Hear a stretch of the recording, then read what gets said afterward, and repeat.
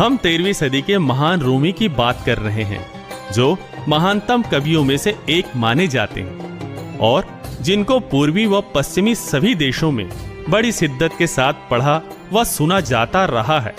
उनको भी पूर्ण परमात्मा अल खिद्र या यूं कहे कि कबीर जी समस्तर बेज के नाम से मिले थे।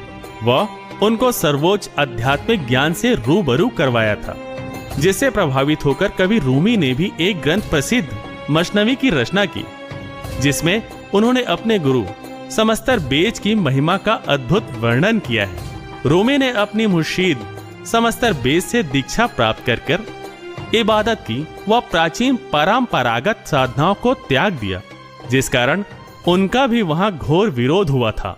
रूमी की रचनाओं में बल्ख शहर के बादशाह इब्राहिम सुल्तान अधम का भी उल्लेख है, जिसमें यह वर्णन है कि इब्राहिम को अल खिद्र के दर्शन हुआ करते थे, जिससे प्रभावित होकर उन्होंने राजगद्दी त्याग दी थी। यहाँ इब्राहिम सुल्तान के प्रसंग में तो यह तो बिल्कुल स्पष्ट हो जाएगा कि अल खिद्र ही कबीर जी हैं। संत गरीबदास जी, जिनको कबीर परमेश्वर जी मिले थे, उन्होंने भी अपनी वाणियों में इब्राहिम सुल्तान अधम जी का उल्लेख किया है और बताया उनको कबीर जी मिले थे।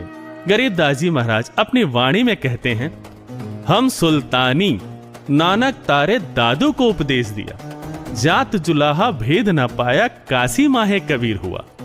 वास्तव में जिस महापुरुष की रूमी ने अल खिद्र समस्तर बेज के नाम से महिमा गाई है, उसी की संत गरीबदास जी ने भी कबीर नाम से महिमा गाई है, क्योंकि है तो दोनों एक ही।